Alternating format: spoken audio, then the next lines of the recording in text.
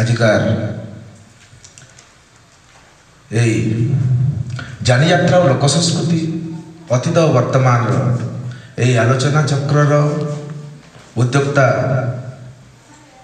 स्वाधीन एकता संगठन रेंगाली सभापति संपादक तथा कर्मकर्ता वृंद एठारे एक सुंदर मंचर आयोजन करथिबा एई दुतिका साहू महाविद्यालय अध्यक्ष तथा अध्यापक अध्यापिका वृंद मंच पर उपवेशन करथिबा एई आलोचना को जे समीक्षा करिवे समीक्षक हरिहर नाथ सर उपस्थित मंच पर उपवेशन करथिबा विभिन्न जानी यात्रार आयोजक मंडली एक आगधाड़ी कर्मकर्ता बंधुगण मंच तले थिबा एई जानी यात्रा ए लोक संस्कृति एई आमर ऐतिह्य परंपरा को भर पाउथुवा बंधुगण आम एई भारतवर्ष रे स्थानित होइथिबा परमाणपुर एक गाँ जहाँ ऐतिह्य संपन्न गाँ इतिहास को अवलोकन कले यही परमाणपुर एक विशेष स्वतंत्रता रही परमाणपुर से स्वतंत्रता विषय तो भी विशेष आलोचना न करी मु आगे जी जेहेतु समय स्वल्पता अच्छी यही धनुयात्रा उपरे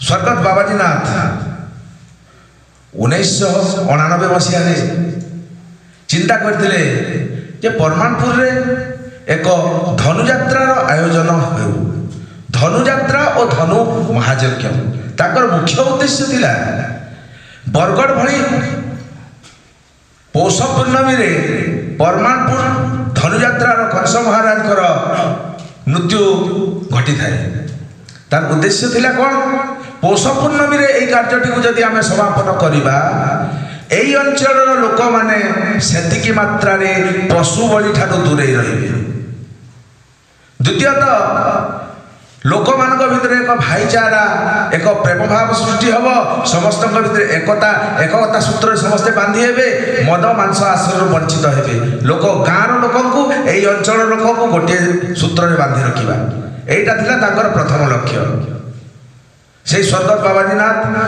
परमाणपुर अनेक गुड़िए अनुष्ठान सहित जड़ित थिले से निहाती भाव में जड़े परमाणपुर एक हीरा कहले अत्युक्ति हम नहीं परमाणपुर बालिका विद्यालय ठारू ए जो डीएस कॉलेज परमाणपुर थिबा जेकेएस कॉलेज ता सहित एपरिकी एक ओमेन्स कॉलेज रो सृष्टि करिवार एक स्वप्न मध्य से देखिथिले से महान व्यक्तित्व गाँव रे एक गोशाला व्यवस्था से चिंता करथिले आमे भी चिंता करछु ताकर ए जो गोटे इच्छा थिला ताहा जेहेतु पूरण हो पारि नाही खूब शीघ्र ताकू जदि पूरण करा जाय पारिबो बोली आम चिंता करछु परमाणपुर गाँव रे एवं शेष रे धनुयात्रा सेई व्यक्ति 1899 ठारू प्रायतः 2006 मसीहा पर्यंत अनेक उत्थान पतन दे गति करथिला सेई परमाणपुर धनुयात्रा प्रथमे जेते बेले से यात्रा आरंभ करथिले एई आमर गाँव कौन चांदा भेदा से नेउ नथिले निजर व्यक्तिगत संपत्ति को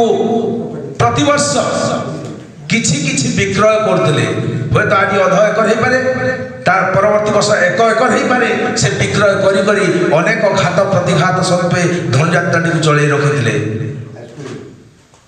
से व्यक्ति एपरिक एमती समय आसला आम गाँव समस्ते साहाय्य करथिले साहाय्य सहानुभूति समस्त थिला परमाणपुर एक पाला आपण माने समस्ते जानती से समय संदेश गोटी पाला गायक थिले समस्ते भागीरथी नाथ हंतु हारचांद नाथ हंतु से गौरहरि नाथ हंतु शेषदेव नाथ हंतु से बाबाजी नाथ को समस्त साहाय्य थिला ता सहित ब्रजेंद्र मिश्र वर्तमान जी पांडुलिपि लेखाई तापर मु टिके आलोचना करी टिके परे से ब्रजेंद्र मिश्र नरेंद्र मिश्र एवं यही आम गाँव जो सुरेंद्र बारिक आदि अनेक गुड़े व्यक्ति प्रत्यक्ष भाव में धनुयात्रा কিপରି ଭାବରେ ସଫଳ ରୂପାୟନ ହେବ ସେଥିରେ ସାହାଯ୍ୟ ସହାନୁଭୂତି ସମସ୍ତଙ୍କର ଥିଲା। କିନ୍ତୁ ସେଇ ବ୍ୟକ୍ତି କେବଳ ପଇସା କୋଉଠୁ ଆସିବ କିପରି ଭାବରେ ଯାତ୍ରା ହେବ ସେଇ କଥା କେବଳ ସେଇ ବ୍ୟକ୍ତି ଚିନ୍ତା କରୁଥିଲେ। କିଛି ଦିନ ଏମିତି ବିତିଗଲା ଘାତ ପ୍ରତିଘାତ ସତ୍ତ୍ୱେ। ତା ସମୟରେ ମୁଁ ସେତେବେଳେ କଲେଜ ପଢ଼ି ସାରିଥିଲି। ଗାଁରେ ଗୋଟେ କଳାକୁଞ୍ଜର ବ୍ୟବସ୍ଥା କଲେ କେମିତି ହେବ? ଯେତେବେଳେ ଯାତ୍ରା ହେଉଛି ସେଥିରୁ କିଛି ଯଦି ଚାନ୍ଦା ଭେଦା ହୁଏ ସେଇଟା ମଧ୍ୟ ଏଇ ଯାତ୍ରାକୁ ଆମେ ଦେଇଦେବା। ସେଇ ସମୟରେ କ'ଣ ହେଲା, ଆମେ ଚାନ୍ଦା ଭେଦା କଲୁ। ବର୍ଷା ହେଲା ଫଳରେ ସେ ବର୍ଷ ଯାତ୍ରା ଭଲରେ ଚଳିଲାନି। ସେଇ କଳାକୁଞ୍ଜ ଯେଉଁ ପୁରାଣର ଇତିହାସକୁ ଯେଉଁ ଫଟୋ ମାଧ୍ୟମରେ ଚିତ୍ର ମାଧ୍ୟମରେ ପ୍ରଦର୍ଶିତ ହୁଏ ସେଥିରେ ଯାହା ଖର୍ଚ୍ଚ ହେଇଥିଲା ସେଇ ଖର୍ଚ୍ଚ ଟଙ୍କା ଉଠିଲା ନାହିଁ। ଖର୍ଚ୍ଚ ଟଙ୍କା ଯେତେବେଳେ ନ ଉଠିଲା ତାକୁ ଆମେ ଦେବୁ କିପରି? ବର୍ଷା ହେଲା, ସେପରି କ୍ଷତି 2-3 ବର୍ଷ ଆମେ ଲଗାତାର ସହିଲୁ। ତାପରେ ଲଗାତାର ସହିଲା ପରେ ତାପରେ କିଛି ବର୍ଷ ପାଇଁ ଯାତ୍ରା ବନ୍ଦ ରହିଥିଲା। ପୁଣି ଥରେ ଆଉ ଥରେ ଉତ୍ଥାନ ଘଟିଥିଲା 2006 ମସିହାରେ। ସେହି ସମୟରେ ଆମର କାହ୍ନୁଚରଣ ନାଥକୁ ଆପଣମାନେ ଜାଣିଥିବେ। ତାଙ୍କର ସେ ପ୍ରଥମେ ଚିନ୍ତା କଲେ ଯେ ଗାଁରେ ପୁଣି ଥରେ ଯାତ୍ରାକୁ କରାଯାଉ। କାରଣ ପରମାଣପୁର ଧନୁଯାତ୍ରାର ଏକ ସ୍ୱତନ୍ତ୍ରତା ରହିଛି। ପରମାଣପୁରକୁ ବର୍ତ୍ତମାନ ଲୋକ ଚିହ୍ନୁଛନ୍ତି, ମାନେ ଧନୁଯାତ୍ରା ପାଇଁ ଚିହ୍ନୁଛନ୍ତି। ଧନୁଯାତ୍ରା ପରମାଣପୁର କହିଲେ କେଉଁ ପରମାଣପୁର? ଯେଉଁ ଧନୁଯାତ୍ରା ହୁଏ ତ ଏଇ କଥା ସମସ୍ତଙ୍କ ମୁହଁରେ ଆସୁଛି। ତେଣୁ ପୁଣି ଥରେ ତାକୁ ଉତ୍ଥାନ କରାଗଲା। ବ୍ରଜେନ୍ଦ୍ର ମିଶ୍ର ସାହାଯ୍ୟ କଲେ, ସମ୍ବଲପୁର ବାରିକ ବାବୁ ସାହାଯ୍ୟ କଲେ, ଯିଏ ପାଲା ସମ୍ମିଳନୀ କରିଥିଲେ।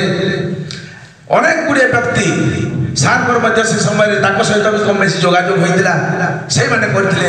ମୁଁ ବି ସେଥିରେ ଥିଲି। ପୁଣି ଥରେ ତାକୁ ଆରମ୍ଭ କରାଗଲା 2006 ମସିହାରେ।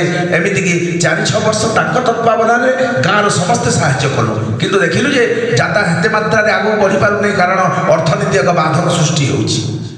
ତେଣୁକରି ପୁଣି ଥରେ ଗାଁର ସମସ୍ତେ ସଭା ସମିତି କରି ଚିନ୍ତା କଲୁ।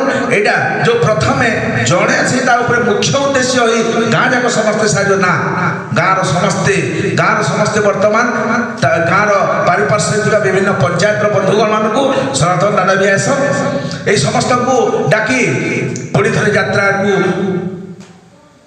ଆରମ୍ଭ କରାଗଲା।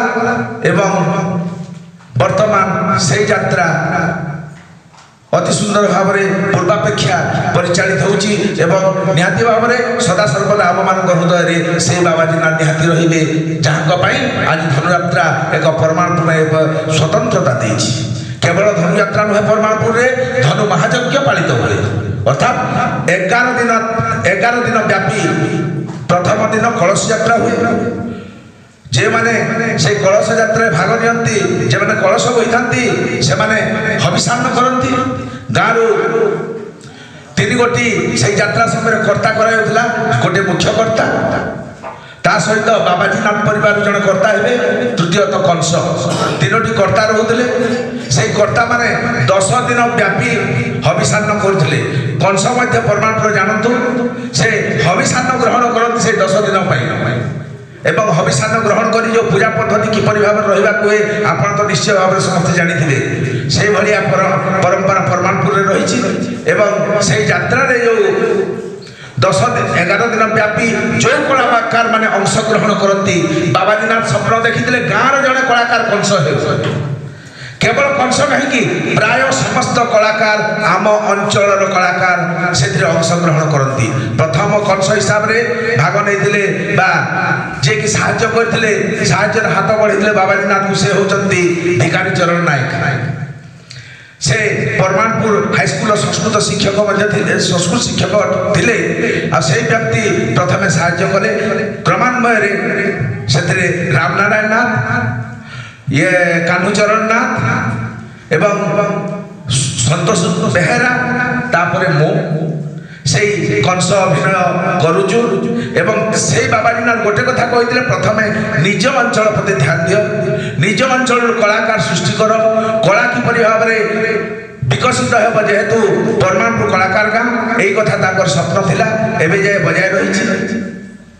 কিন্তু সে যে পৌষ পূর্ণমীরে শেষ করুলে, পৌষ পূর্ণমীর শেষ করবার जो तांकर इच्छा थिला, कालक्रमे ताहा परिवर्तन घटिला। कहीं ना पूर्वर हाथी को लोक छोट छुआ माने हाथी घोड़ा ओट पशु पक्षी को निहाती भाव देखा भल पाती। पूर्वर अनेक गुड़ी हाथी ओडिशा रे যাত্রা মানকরে ভাগ নৌଥିଲେ ଏବେ ଆଉ ନାହିଁ ଆପଣମାନଙ୍କୁ କହିଦେଉଛି ବର୍ତ୍ତମାନ ଗୋଟିଏ ମାତ୍ର ହାତୀ ବରଗଡ଼ରେ ଯିଏ ଯେଉଁ ହାତୀ ଦ୍ୱାରା ସେମାନେ ହସ୍ତୀକୁ ସେମାନେ ରାଜହସ୍ତୀ କରନ୍ତି ସେଇ ହସ୍ତୀ ପରମାଣୁକୁ ମଧ୍ୟ ଆସିବ ତେଣୁକରି ତାର ସୁବିଧାକୁ ଦେଖିବାକୁ ପଡ଼ିଲା। 2 ନମ୍ବରରେ ଯେଉଁ ମୀନା ବଜାର ଯାହାକୁ ଲୋକମାନେ ଉପଭୋଗ କରିବା ପାଇଁ ସେଇ ରେହଟି ହେଉ ବା ଦୋକାନ ବଜାର ହେଉ ସେଠାରେ ଯାଇ ସେମାନେ ସମୟ ଅତିବାହିତ କରନ୍ତି ଯାତ୍ରା ଦେଖିବା ସହିତ ତାର ପାଇଁ ଏକ ପ୍ରକୃଷ୍ଟ ସମୟ ମଧ୍ୟ ଦେଖିବାକୁ ପଡ଼ିଲା। ଏହିସବୁ ପାରିପାର୍ଶ୍ୱିକ ଅବସ୍ଥାକୁ ଲକ୍ଷ୍ୟ କରି ବରଗଡ଼ ଧନୁଯାତ୍ରା ପରେ ପରେ ତା ସହିତ ମକର ହେଉଛି ଆମ ଅଞ୍ଚଳର ଏକ ସ୍ୱତନ୍ତ୍ର ନିଆଁ ତାକୁ ମଧ୍ୟ ସମୟ ଦେବାକୁ ପଡ଼େ ଏବଂ ସେଇ 14 ତାରିଖକୁ ମଧ୍ୟ ଲକ୍ଷ୍ୟ କରି ପରମାଣୁପୁର ଧନୁଯାତ୍ରାର ତାରିଖ ଧାର୍ଯ୍ୟ କରାଯାଇଥାଏ। ଏହି ବର୍ଷ ପ୍ରତିବର୍ଷ ପରି ଏ ବର୍ଷ ବରଗଡ଼ ଧନୁଯାତ୍ରା ପରେ ଫେବୃଆରୀ ମକର ଯାତ୍ରା ପରେ ଜାନୁଆରୀ ମାସ 25 ତାରିଖ ଠାରୁ ଫେବୃଆରୀ ମାସ 4 ତାରିଖ ପର୍ଯ୍ୟନ୍ତ ପରମାଣୁପୁରରେ ଏହି ଧନୁଯାତ୍ରା ପାଳନ ହେବ। ଆପଣମାନଙ୍କୁ ସମସ୍ତଙ୍କୁ ମୁଁ ପରମାଣୁପୁରର ଧନୁଯାତ୍ରାର କମିଟିର ସଭ୍ୟ ତଥା କଂସମାହାର ହିସାବରେ ଆପଣ ସମସ୍ତଙ୍କୁ ସ୍ୱାଗତ ଜଣାଉଛି। ସମସ୍ତେ ଯିବେ ଯାତ୍ରାରେ ସମସ୍ତେ ମିଳିମିଶି ଉପଭୋଗ କରିବା। ତ କିନ୍ତୁ ପୂର୍ବ ଅପେକ୍ଷା ବର୍ତ୍ତମାନକୁ ଯଦି ଦେଖିବାକୁ ଗଲେ ପୂର୍ବରୁ ଗୋଟିଏ ମାଟି ମଞ୍ଚ ତିଆରି ହେଇଥିଲା ଏବେ ସେଇଟା ଏକ ବିରାଟକାୟ ଏକ ମଞ୍ଚ ପରମାଣୁପୁର ସୃଷ୍ଟି ହେଇ ସାରିଛି କିନ୍ତୁ ଏବେ ମଧ୍ୟ ଅର୍ଥ ଏକ ବାଧକ ସୃଷ୍ଟି ହେଉଛି ଏଡ଼େ ବଡ଼ ଯାତ୍ରାକୁ ସମାପନ କରିବା ପାଇଁ ଏବଂ ଏଡ଼େ ବଡ଼ ଯାତ୍ରାକୁ ସୁରୁଖୁରୁରେ ଚାଲୁ ରଖିବା ପାଇଁ। ତେଣୁ ସରକାରଙ୍କର ମଧ୍ୟ ଏଥିପ୍ରତି ଦୃଷ୍ଟି ରହିବା କଥା। କେବଳ କାହିଁକି ପ୍ରସ୍ତାବ ଯେତେବେଳେ ଆସିବ ଯେତେବେଳେ ଆମେ ଦେଖିବା ଅତୀତ ବର୍ତ୍ତମାନ ଅତୀତର ସେଇ ସଂସ୍କୃତି ବର୍ତ୍ତମାନ ଅପସଂସ୍କୃତି ସେଥିରେ ମିଶିଯାଇଛି ଯାହା ବଡ଼ ଭାଇମାନେ କହିକି ଗଲେ ତାକୁ ରକ୍ଷା କରିବାକୁ ପଡ଼ିବ। ଆଗ କାଳରେ ଯେଉଁ ଭାଗବତ ଟୁଙ୍ଗି ଗୁଡ଼ାକ ଥିଲା ଭାଗବତ ଚର୍ଚ୍ଚା ହେଉଥିଲା ତାହା ପ୍ରାୟତଃ ଦେଖାଯାଉ ନାହିଁ। ହୁଏତ ଆମେମାନେ ଯେଉଁମାନେ ଟିକେ ବର୍ତ୍ତମାନ ନୂତନ ପିଢ଼ି ସହିତ କିପରି ଭାବରେ ସେମାନଙ୍କୁ ପୁଣି ଥରେ ଫେରାଇ ଆଣିବାକୁ ହେବ ସେଥିପ୍ରତି ମଧ୍ୟ ଆମେ ଯଦି ଟିକେ ଚେଷ୍ଟିତ ହେବା ମୋ ମତରେ ଭଲ ହୁଅନ୍ତା। ତେଣୁ ବିଶେଷ ଭାବରେ ଆଉ ଏହା ଉପରେ ଆଲୋଚନା ନ କରି ଅତୀତର ଯେଉଁ ପ୍ରକାରର ସେଇ ସଂସ୍କୃତି ଯେଉଁ ସଂସ୍କୃତି ପାଇଁ ଓଡ଼ିଶା ଚିହ୍ନିତ ଆମ ସମ୍ବଲପୁର ଚିହ୍ନିତ ସେଇଟାକୁ ଆମକୁ ଆଦରି ନେବାକୁ ହେବ। ଆମ ଅଞ୍ଚଳରେ ଯେଉଁ ବିଭିନ୍ନ କଳା ଗୁଡ଼ିକ ଲୁପ୍ତପ୍ରାୟ ହେଇଯାଉଛି ସେ ଦାସକାଠିଆ ହେଉ ବା ସେଇ ସମ୍ପର୍ତ୍ତା ହେଉ ତାକୁ ନିହାତି ଭାବରେ ଆମ ପ୍ରତ୍ୟେକ ଏଇ ଯେଉଁ ବିଭିନ୍ନ ସ୍ଥାନରେ ଯେଉଁ କାର୍ଯ୍ୟକ୍ରମ କରାଯାଉଛି ଯାନିଯାତ୍ରାରେ ସ୍ଥାନିତ ଦେବା ପାଇଁ ମୁଁ ଆମ କମିଟିରେ ତ ନିହାତି ଭାବରେ ତା ଉପରେ ଆଲୋଚନା କରେ। ଆପଣମାନଙ୍କୁ ମଧ୍ୟ ମୁଁ ବିନତି କରୁଛି ବା ବିନମ୍ର ନିବେଦନ କରୁଛି ସେଇ ନିଜ ଅଞ୍ଚଳର କଳାକୁ ଉଜ୍ଜୀବିତ କରିବା ପାଇଁ ଆମେ ସେଇ ମଞ୍ଚରେ ସେମାନଙ୍କୁ ସୁଯୋଗ ଦେଇପାରିଲେ ଅତ୍ୟନ୍ତ ଭଲ ହୁଅନ୍ତା ବୋଲି ମୁଁ ବ୍ୟକ୍ତିଗତ ଭାବରେ ଆପଣଙ୍କ ଠାରୁ ପ୍ରାର୍ଥନା ରଖୁଛି। ତାପରେ ଏବେ ଆଉ ବିଶେଷ କିଛି ନ କହି ମୋର এই ଯେଉଁ ମଞ୍ଚ ଯେଉଁ ସୃଷ୍ଟି କରି ମୋତେ ଏହି ସ୍ଥାନକୁ ଆଣିଛି ମୁଁ ସେମାନଙ୍କୁ ଭରି ଭରି ପ୍ରଶଂସା କରି ମୋର ଏହି ବାଣୀରୁ ବିରତି ରହୁଛି।